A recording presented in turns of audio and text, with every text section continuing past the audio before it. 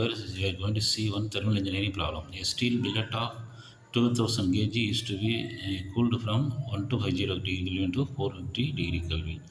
Okay, the heat of heat released is used as source of energy.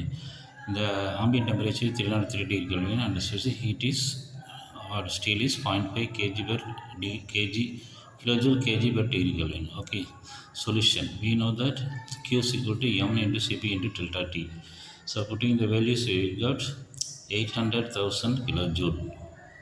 Okay, so it is the heat released. Okay, we also know that delta S entropy is equal to M into Cp into logarithm of T1 by T2. Okay, so putting the values 2000 into 0.5 into logarithm of 1250 divided by 450, we will get 1021 kilojoule per degree Kelvin. Okay, so available energy is equal to Q minus T0 into delta S. So putting the values, you will get 400 kilojoule. Okay, so this is the answer.